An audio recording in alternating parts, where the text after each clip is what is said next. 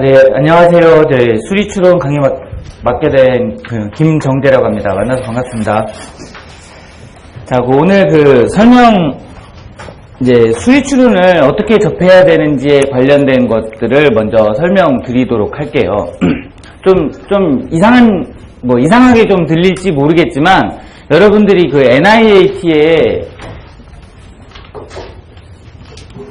NIAT의 AT가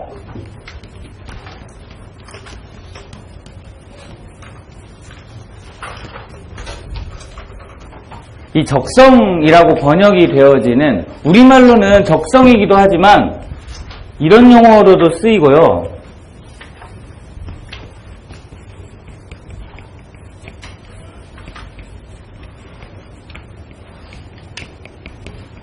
이런 용어들로 번역이 되는 말들이에요. 그러니까 이걸 이해하시면 애피튜드 테스트에 대한 이해점들이 조금 더 넓어질 것 같아요. 그러니까 얘가 이제 적성, 능력, 추론 이런 식으로 번역이 되는 말들인데, 제가 이제 예를 한 가지 들어볼게요. 예를 독일에 1930몇 년 아니면 40몇 년쯤에 하이젠베르크라는 사람이 있어요. 이 사람이 쓴 책이 부분과 전체라는 책인데 핵 물리학에 관련된 책이에요. 근데 이 사람이 여러분들 전화 받으면 전파가 벽이 있어도 이렇게 오잖아요. 전파가 이 가로막고 있는 물질이 있음에도 불구하고 얘를 넘어서 오거든요. 이런 현상들을 전자나 이런 현상들에 대해서 연구를 해요. 자, 여기다가 지금 쓴 게 뭐냐면, 이 전자와 이게 아톰이죠, 아톰. 아톰 안에 여기 뉴클리어가 있고, 이 옆에 일렉트로시티가 있어요. 근데 얘의 크기가 얼마냐면, 이 전체의 크기가 한 이 정도 돼요. 이 정도. 그러니까 굉장히 작은 거죠. 굉장히 작고, 그 안에 뉴클리어 크기는 한 이 정도 됩니다. 이 정도.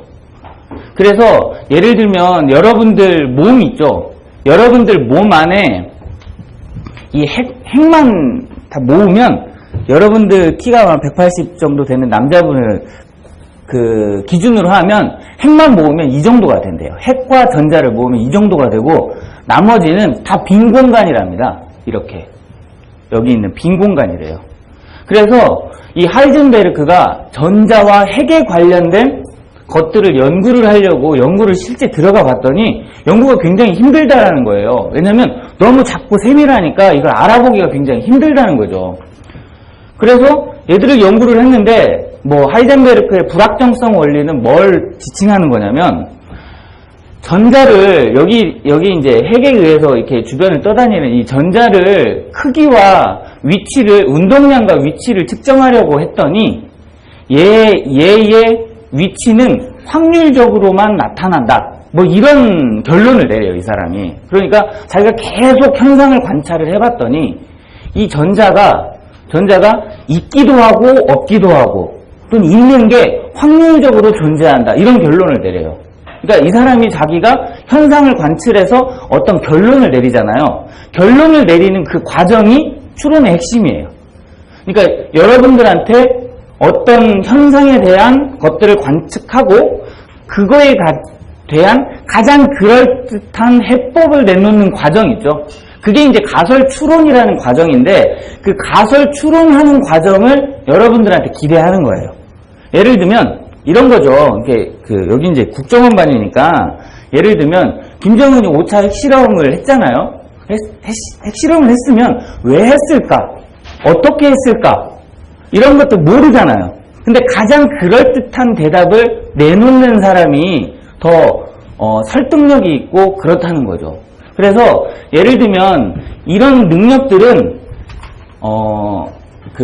예를 들면 시험 문제 같은 경우는 원래 유형이라는 게 있잖아요. 유형. 이런 게 나옵니다. 이런 게 있어요. 근데 여기에 나오는, 우리가 애피튜드 테스트에 나오는 예시들은 굉장히 많습니다. 이건 굉장히 많아요. 사회 문제면 다 예시가 돼요. 근데 이걸 해결하기 위한 장치가 여러분들 안에 있어야 돼요. 근데 이건 막 그렇게 어렵진 않아요. 어려운 걸 내면 규칙을 다 줍니다. 규칙 뭐 1, 2 이렇게 줘서 얘를 기준점으로 잡아서 이걸 해결할 수 있으면 돼요. 근데 이 규칙들을 보고 어떻게 하셔야 되냐면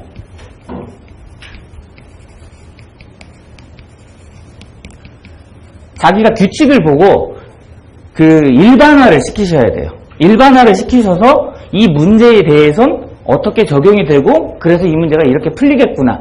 나는 이 전 과정이 굉장히 속도감 있게 잘 진행이 되면 괜찮다. 이렇게 평가하고 있어요. 자, 그리고 그래서 이제 이 과정 전체가 여러분들 안쪽에 들어갔으면 하는 그 바람이고요. 자, 이제 이걸 할 때 이제 그 흔한 의문점들이 있어요. 예를 들면 이 애티튜드 테스트는 어떻게 보면 어렵지 않습니다. 굳이 핵심적으로 얘기를 하자면 내용이 없어요, 사실은. 내용이 없는 거예요. 그냥 여러분들이 어떤 문제를 접하더라도 그 문제를 그 시간 내에 해결할 수 있는 능력이 있는지 보기 위한 잠재성을 평가하는 테스트예요. 그래서 무엇을 공부하고 그 공부한 내용을 기반으로 얼마나 잘 복습했는지를 측정하는 시험이 절대 아니에요. 그냥 내 지금 능력에 따라 다음에 어떤 문제를 만나면 잘 해결할 수 있는지를 측정하고자 하는 시험이라서 시험의 양태가 좀 많이 다릅니다. 그래서 아는 게 나오고요. 규칙도 다 나오는데 이것들을 현실에 빨리 적용시켜 주시면 조금 더 나은 점수를 받을 수 있는 것 같아요. 자, 그 다음에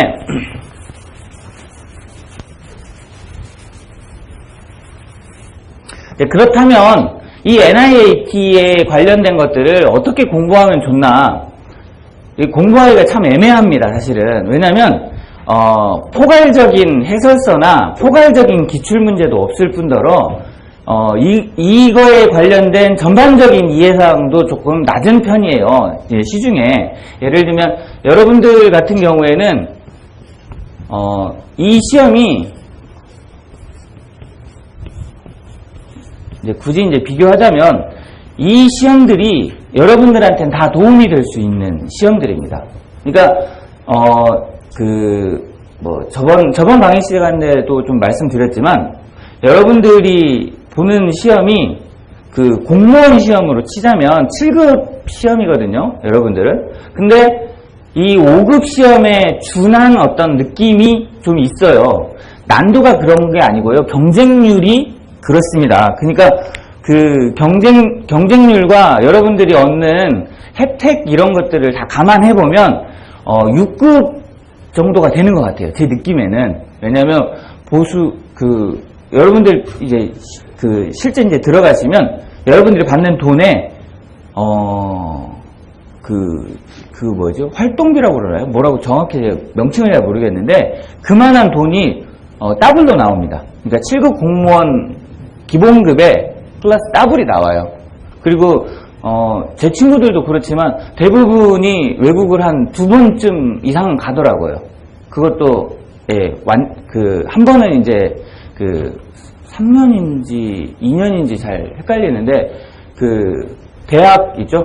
대학원 수준의 강의를 들으러 아무 일도 하지 않고 공간에 가서 이렇게 하더라고요. 이제 그런 것만 비교해 보면 예를 들면 7급 공무원이요. 외국 유학 가려고 하잖아요. 그러면 평균 기다리는 연수가 영어권이면 10년이 넘습니다. 10년 됐다고 해서 갈 수 있는 것도 아니고요. 점수가 높아야지 가고요. 5급 공무원도 제가 알기로는 6, 7년, 영어권이면 6, 7년 넘어야 겨우 갈 수 있거든요. 근데 제 친구들 그렇게 안 가더라고요. 그러니까 한 3, 4년? 3, 4년이면 가더라고요. 3, 4년이면. 이제 그런 거 보면 굉장히 복지 수준이 굉장히 좋거든요. 이제 그런 것들을 이제 다 따져보면 이 시험의 난도는 이거이기 때문에 그렇게 높지는 않지만 경쟁률 수준이 높기 때문에 지금 현재 나타나고 있는 문제 중에 가장 좋은 문제들은 여기에 있다. 이렇게 이제 판단을 하시는 게 좋을 것 같아요. 자, 그 다음에 우리 이제 내용 안쪽으로 한번 들어가 보도록 하겠습니다. 그래서